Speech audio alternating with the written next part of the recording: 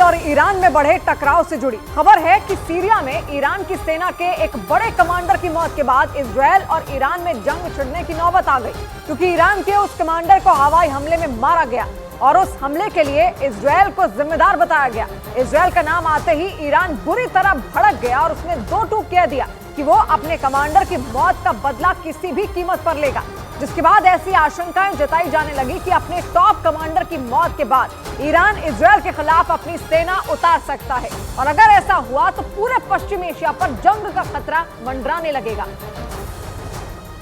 क्योंकि गाजा में इजरायल और हमास की लड़ाई ने पहले ही पश्चिम एशिया को बारूद के ढेर में तब्दील कर दिया है।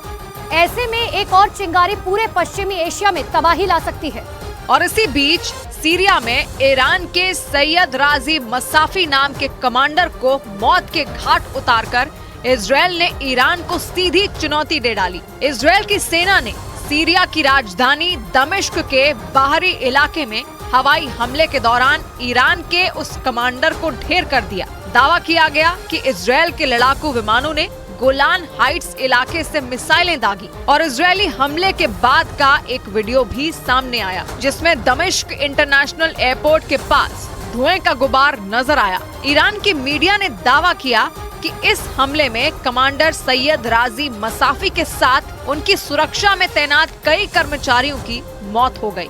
लेकिन अपने ही कमांडर की मौत के बाद गुस्से से आग बबूला हुए ईरान ने भी साफ कर दिया कि वो इजरायल से इस कार्रवाई का बदला सूद समेत लेगा,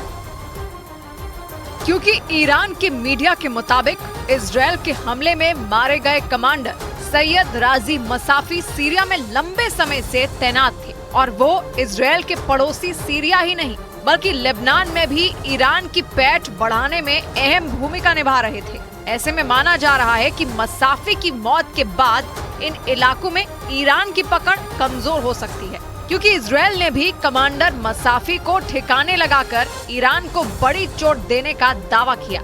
और इस हमले के बाद ईरान की ओर जो आक्रामक बयान सामने आए उनसे भी साफ हो गया कि इजरायल का तीर बिल्कुल निशाने पर लगा, क्योंकि कमांडर सैयद राजी मसाफी की मौत के बाद ईरान के राष्ट्रपति से लेकर मंत्री तक इजरायल पर बरस पड़े। ईरान के राष्ट्रपति इब्राहिम रईसी ने दो टूक कह दिया कि अपने कमांडर की मौत का बदला लेने के लिए ईरान किसी भी हद तक जाएगा, जबकि ईरान के विदेश मंत्री ने बयान दिया कि कमांडर मसाफी की हत्या करके इजरायल ने अपनी तबाही की उल्टी गिनती शुरू कर दी। यानी गाजा में हमास के लड़ाकों से निपटने में जुटे इजरायल की मुश्किलें बढ़ सकती हैं। यही नहीं, आशंका जताई गई कि ईरान के कमांडर की मौत के बाद हिजबुल्लाह और हूथी लड़ाके इजरायल पर हमले तेज कर सकते हैं, क्योंकि इजरायल पर हमास के हमले के बाद से ही ईरान समर्थित इन चरमपंथी संगठनों ने इजरायल की नाक में दम कर रखा है।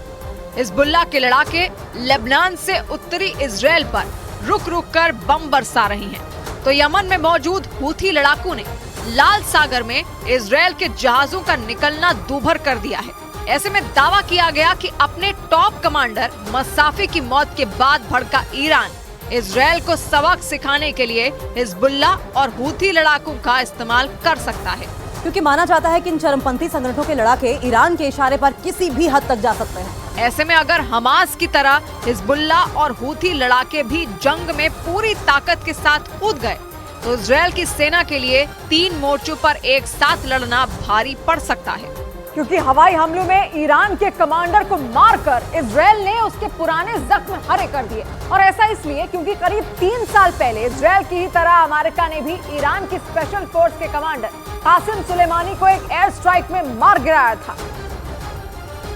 और अब अपने जिगरी दोस्त अमेरिका की राह पर चलते हुए इजरायल ने भी ईरान को बड़ा झटका दे दिया।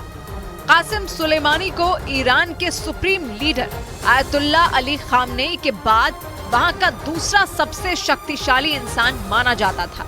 लेकिन अमेरिका कासिम सुलेमानी को अपने सबसे बड़े दुश्मनों में एक मानता था। और साल 2020 में वो अमेरिका के हवाई हमले में इराक की राजधानी बगदाद में मारे गए थे। इस हमले के बाद ईरान ने अमेरिका से कासिम सुलेमानी की हत्या का बदला लेने की कसम खाई थी, लेकिन इसी बीच इजरायल ने कासिम सुलेमानी के करीबी माने जाने वाले ईरान के कमांडर सैयद राजी मसाफी को मौत देकर उसके पुराने जख्मों पर भी नमक छिड़क दिया, क्योंकि इसके बाद कहा जाने लगा कि कासिम सुलेमानी की हत्या के बदले की बात करने वाला ईरान अपने एक और कमांडर को नहीं बचा पाया।